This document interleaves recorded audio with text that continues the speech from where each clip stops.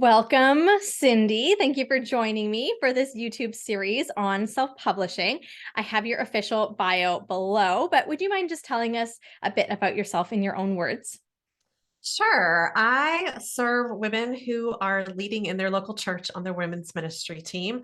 And so about 10 years ago, I started with just a little blog called Women's Ministry Toolbox. And the Lord has been very gracious to expand that. There's now a podcast. I have self-published 5 books. There's a huge blog, online resources, and all the different things. And during that journey, when I began getting more serious about writing, that's how we connected, was through Hope Writers. And so it's kind of neat to be a few years down the road and see where the Lord has both of us. Yeah, absolutely. So you've self-published 5 books. Mhm. Incredible. Would you mind just telling us the titles and maybe what years, if you know that offhand? Oh, I don't have them off the top of my Okay. head. I don't think. We'll see if I can do it. They're actually up on the other side. They're up on the wall behind me there. But it started with Rethinking Women's Ministry. And I think that was 2018 or 2019, probably 2019. And then the next year, I did a workbook to go along with that to help readers walk through that. And then I published Read. You helped me with that one. Was that 2 years ago, maybe? And then this last year, we did Rethinking Fellowship. And then in between that, I did just a very small little devotional type book and decided I'd try my hand at using some software and to see if and Canva combined. And so that's Savor the Savior. Amazing. So 5 books in maybe the same number of years, less than that, I think. Probably. Yeah, I Yeah. think it is close to it. Yeah, amazing. So when you think back to that first book, what led you to choose self-publishing? Well, it wasn't my first choice. I'll be really honest with you. I had it sitting with a couple different publishing houses, and I kept sensing the Lord telling me, just keep moving, just keep going forward with it. And it sat with one for a long time. I happened to have a connection there, and she said, if you ever decide to go a different route or a house picks it up, just let me know. And so it sat there for a while. There was one I got a definite no from, and another one, God somehow closed the door on that one too. And so I was just being very prayerful about it and felt I really feel like this is needed. It's a book on women's ministry. And if you're not in women's ministry, you don't know that there are very few resources for that specific genre and those specific people. And the resources that were out there, to be honest, were like 15 plus years old. And no one was talking about social media back then. There was a lot of changes that have happened in women's ministry. So I knew this resource was very much needed. And the day that I reached out to my friend at the pub house and said, I'm going to move forward with self-publishing, God did 2 things that day. I got a no that day. I don't even remember now what else happened, but it was confirmation that I was on the right path. And so I worked with someone to design the interior, the book cover. I worked with somebody to edit it. So I did make sure that what I was putting out in the world was going to be something solid and hopefully something that didn't look like a self-published book. I know sometimes there's a little reputation, just like women's ministry has a reputation that it's not always up to par. So I wanted to be sure that I made the investment and took the time to bring somebody in who knew what they were doing, because I had no idea. I didn't know what it looked like to self-publish. I didn't grow up thinking, oh, I'm going to write books someday. That was never a dream of mine, to be honest. I did a lot of writing, but didn't think of myself as a writer. And so that launched that first one out into the world, and God has been very good and blessed the journey for sure. It still sells pretty well today because there's not a lot of books on women's ministry out there. So that was the first one. And once I kind of got that first one under my belt and was like, I can do this. Like, this is a real route. Everything doesn't have to go through a traditional publisher. And I started to understand the path was much longer if you traditionally published too. Like, even once you got in all the way, it was probably going to be at least another 18 months before that book ever saw the light of day, before anybody ever read a page. And so I really like not having to wait that long. It's up to me. The pacing is totally up to me. How fast I write it, how fast I get it edited, getting on someone's schedule to work with them. So I do like having a little bit more control. Absolutely. Yeah, that's great. I think people will relate to that, that speed and that accessibility of being able to do it, and the confidence boost, right? Once you've done it one Mhm. time, like, Yeah. oh, I can do this again. Yeah. Oh, absolutely. Yeah. Absolutely. That's And awesome. you figure out who you work well with and who you Yeah. don't too. And so I was really excited to connect with you. And I'm like, we connected well. And I was like, she would do a good job. Not that my first it wasn't a bad experience in any ways, but I just kind of wanted to try with somebody else to see if the journey was a little bit different. And it was in some ways, and in some good ways that were a better fit for me personally. Yeah. And so I just said, okay, well, let's do another one. Yeah, And, absolutely. and you probably know there's another one in the hopper somewhere too. So Yeah, that's incredible. And I think what you said is so important. Do your research, connect with people, see, yeah, who you work with, who can, execute on your vision. yeah, And yeah, don't be afraid to change things up. You learn from the first experience and you apply that to the second one. And then you learn from that second experience and you apply it to like, the third one. It's just a learning experience. And that's actually something that's come up in these interviews is, benefit or something that people have enjoyed is actually the mhm. fact that you learn so much in the process. And it's that learning and growing that's actually really, fulfilling. Oh, absolutely. Like there was so much I didn't know, and I didn't know what I didn't know. Yeah. And now I'm like, oh, I'm much better at picking my book categories. I'm much better at writing that back cover copy. And so you're honing those skills every time you work on another book. Yeah, absolutely. So, walk us through some of the parts of the self-publishing process that you really enjoy. Um, okay, so this is going to sound weird because I was not this way for a long time. I have gotten to the point where I actually enjoy the editing, and I never thought I'd say that. Growing up, I hated constructive criticism. I would hear that first negative comment and I'd shut down. I wouldn't hear anything else. I wouldn't remember anything positive. I'd wind up in tears and a puddle on the floor. And so God has grown me to the point that I can receive it a lot better now and see that it makes me better. It makes my book better. And so I want somebody to really critique it. I don't want somebody just to turn it back over to me and be like, oh, I found like 10 spelling errors and a couple sentences we worked on, but it looks really good. Like, that's not helpful. I need somebody to get down in the weeds and push back and challenge me and be like, this does not make sense. People are not going to connect with this, or how can you explain this more? And so getting that feedback was so valuable, so very valuable. And I know each time I'm like, this is a much better book than what it started as. So despite the fact that it's still sometimes uncomfortable, but I see the benefits of it now. Yeah. And I've gotten more comfortable with it, and I don't dread it as much, because I think the first time I had my stuff edited, I didn't even want to open the email. I did not want to look and see, because I'm like, by that point, you have convinced yourself that your book is terrible. Once you've handed it off to somebody, you are just, and I don't know if other people have shared the same thing with you, but you just feel like this isn't worth publishing. Nobody's going to read it. I don't let you, just all that negative self-talk comes in, and you've convinced yourself you should just throw it in the trash. So you're terrified that person is going to come back and say, yeah, you should do that. You should throw this in the trash. It's awful. But they're not. They're not going to tell you that. They're going to help you really just dial it in and take it to that next level and make it much better than what it was when you handed it off to them. Yeah, absolutely. I think I have, kind of partnered with 40 plus people on self-publishing, and I can tell you a vast majority of them are hesitant to hand it over because they're like, no, it can't be good. It's got to be Yep. trash. We all have that feeling. And then once you have it and it's published and you look at it and you're like, oh, I did it. Okay, it's fine.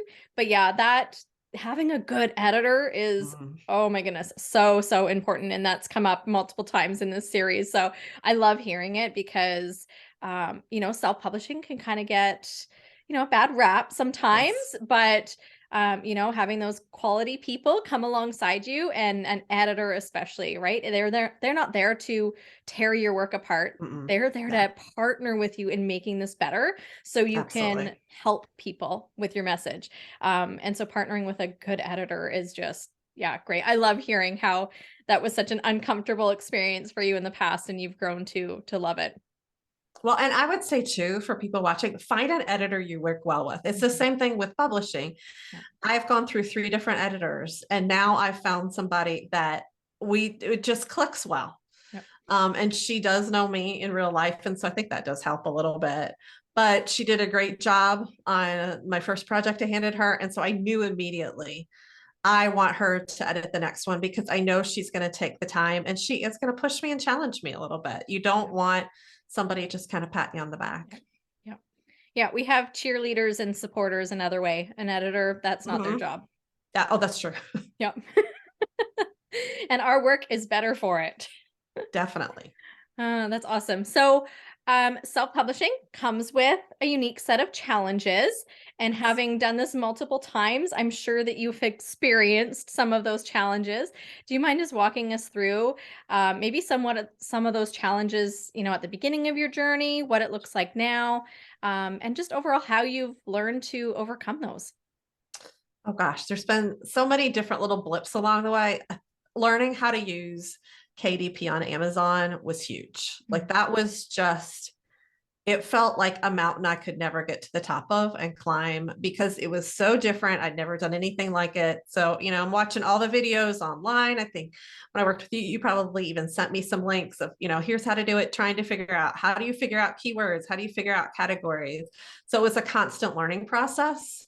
And even just pushing the buttons the first time was really scary because you're like, I hope I don't hit the wrong button. I hope I don't release this into the world too soon. And learning to order an author copy and wait for them to come and read through them carefully because I I think at least twice I had actually published and then caught stuff after it was out into the world. And even though there were multiple sets of eyes on it, we still didn't catch it. They were both things that were minor, um, and both things that those people I was working with were willing to fix too. That we didn't catch, but it wasn't like I wanted to change a sentence. It was like headings missing, something, Yeah. technical aspect of it. So knowing that even when you edit it, even when you have multiple people that have seen it, beta readers and everything, there's still going to be errors in your book. It's a little hard to swallow because I'm a perfectionist and I don't want there to be any errors in my book. And I've had to either pay the money to pay someone to go back in and change them because I've already gone through the process, didn't catch them, or learn to live with what those errors are out there. And that can be a little bit hard if you're a perfectionist, knowing that there's a couple mistakes in my book and everyone's might see them. Some people will Mm. never notice, but that's a little hard to wrestle with when you want it to be absolutely the very, very best that it can be. So back end stuff was very tricky, especially at the very beginning of it. Finding a good book design, cover design. I always wonder, and you do not need to share, but I always feel like, when I'm like, nope, don't like that. I don't like, I feel like Taryn's thinking, oh my gosh, is she ever going to settle on a cover that she likes? And I have no idea in comparison. Like if I'm super picky, I feel like I am probably super picky. You do not have to confirm or deny that. But I do wonder, like are other authors being this difficult about their covers, or is this just part of the process? Because I feel like there were several times I'm like, yeah, this is not the direction I feel like it needs to go. And sometimes you wind up with a cover and this is not you, by the way, that you don't love, but you like it. Mm. And you have to decide, am I going to keep pursuing this until it's to the point where I do love it? Will I ever love it? Will I ever love it? Or do I need to settle in with, you know what? It's good. And sometimes good is good enough. It doesn't have, and I can change it later. Like that's another wonderful thing about self-publishing is I can change that book cover someday if I want to. Yep. It does not always have to stay that way. I can change the subtitle if I want to. I can go in and I can pull out some things that I don't like and issue another edition if I want to. Yeah. So the flexibility of being able to make those changes if I decide I want them bad enough is a good thing, but it's also a challenge because sometimes that I wish that maybe that chapter had been a little bit better. Mm. Yeah. So nothing's ever going to be perfect if as far as I know anyway. Maybe somebody else has had a different experience. Yeah. I I have almost like a sentence that I tell every single person I work with because always will get that author copy, they'll preview it. And I'm so sorry. I caught this and this and this. And Mhm. like they're so apologetic. And I'm like, don't apologize. This happens to everyone. Like it is Mhm. so rare that you don't find, something. It's like, even a missed comma or, whatever. It's like, how many eyeballs have seen this? And I relate it back to traditional publishing too, because how many books have you read Yeah. that are traditionally published that have, some error in it? And you're like, how many hands did this go through? Uh-huh. How many eyeballs saw this? And they don't have the ability to make those quick changes. It's like you've got to wait to see if you have another print run before, this might get changed. Yeah. Whereas, like you said, self publishing, you at least have the option if something matters to you that much, you can Right. change it. And having that freedom and flexibility is nice for those of us who maybe are a little perfectionistic. Just a little bit. Just a little bit.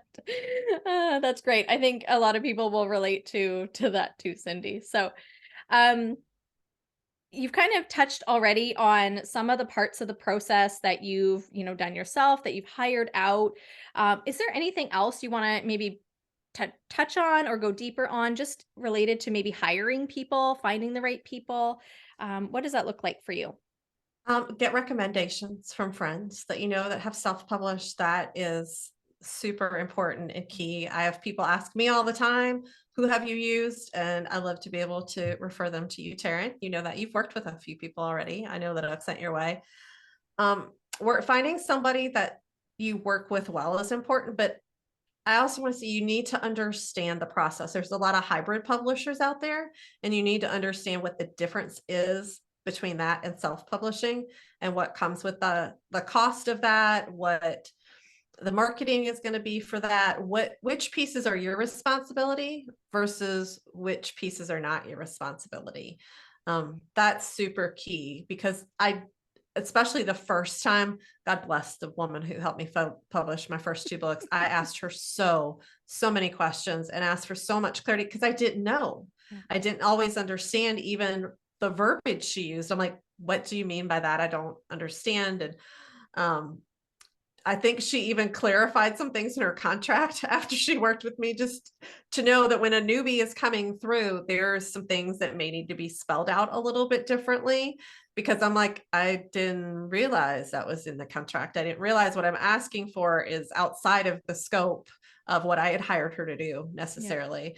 So being very clear on what you need, but also what you're paying for when you are Mm. paying for somebody. And to me, it is worth it. It's an investment, and I think I'm close. I probably am at the point now where I've earned it all back, but I've more than earned back the money that I've spent Mm. on every book that I've paid somebody to help me with. Yeah. Amazing. Yeah. I think, is an important element to understand where your strengths are Mhm. and where your weaknesses are, and find Absolutely. those people. And like you said, to put in the time to really know what that person is going to do for you and for how much. And your initial advice of, ask for recommendations. There's Yeah. so much information online, and part of my reason for even doing this series is trying to cut through the noise a little bit and just get to people's stories, because Mhm. you can find an overwhelming amount of information and opinions online, but to hear from a real person who's done it, this is what worked, this didn't, these were the challenges, this is what I would recommend. It helps cut through some of that overwhelm. And having a writing community or peers to be able to ask for help and ask for Oh, definitely. recommendations is so important. Yeah. Yeah. Don't be afraid to ask people. They're happy to tell you. Yeah. If they were happy with their service, they want you to know and they will give Yeah. you that name and that number. Yeah. Totally. Absolutely. So, looking back at this journey over the past few years, what would you say have been the benefits you've experienced by self-publishing? Oh goodness. Lots. I feel like that was kind of when things started to really grow. It Mm. did catapult a lot of growth for me once, especially my first books got out there because it is so tailored to my audience.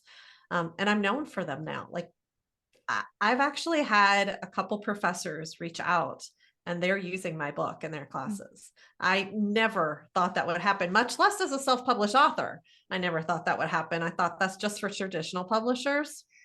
So that has been just really, really neat.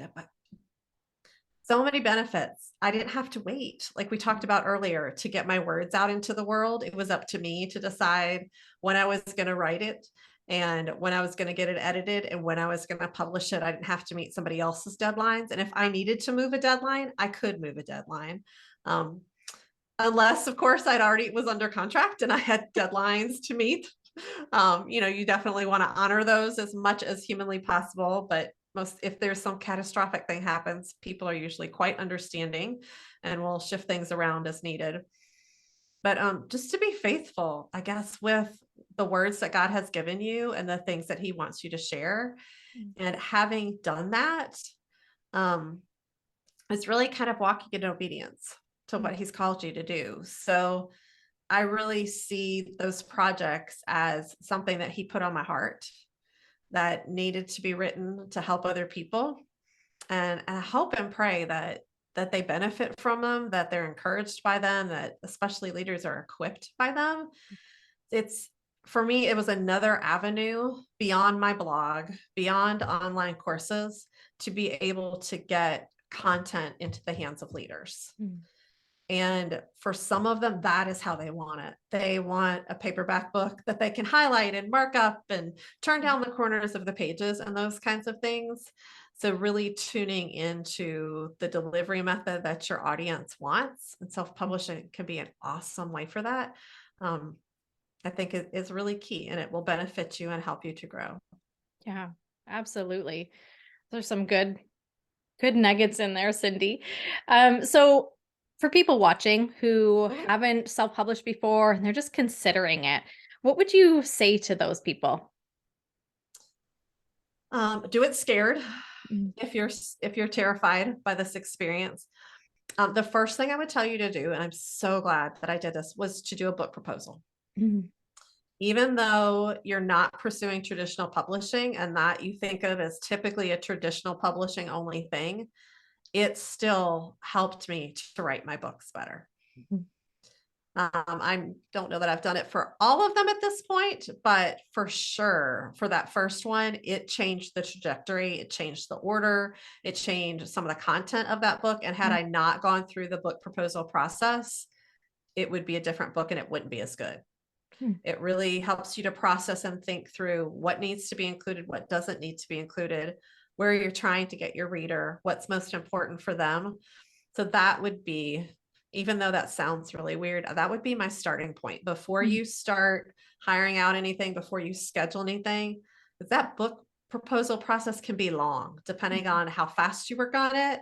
And sometimes it's good to just to sit with it and marinate on it and think about it some more and be like, is this really everything I want to include? Are these the most important parts? Are there some things that maybe need to come out?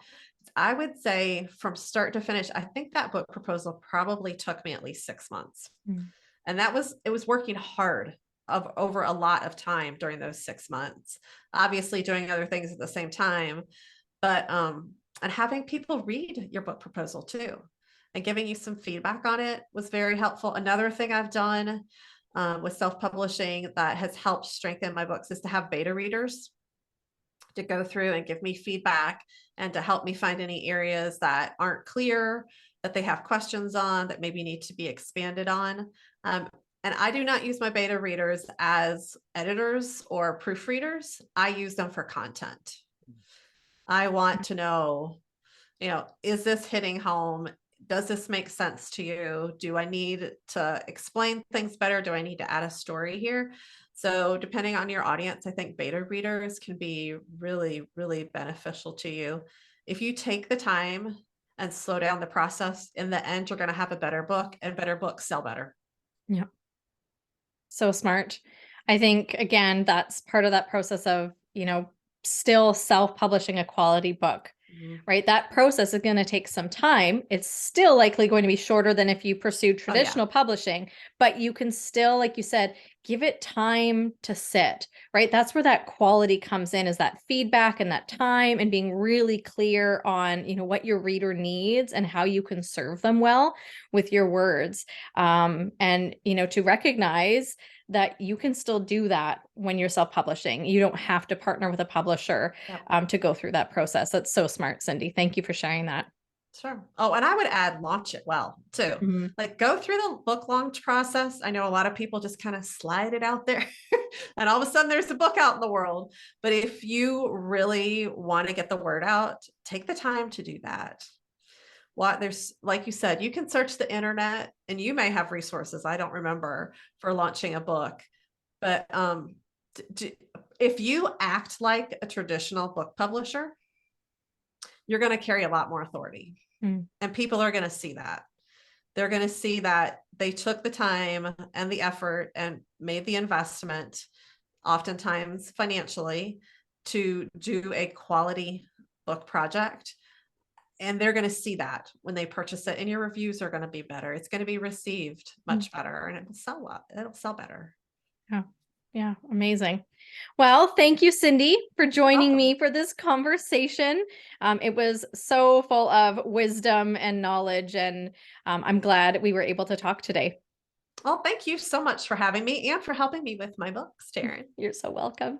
Well, for those of you watching, I'd love for you to leave a comment below. You can also subscribe to make sure you're catching our weekly series, and be sure to check out Cyndee's books. Those will be linked below as well.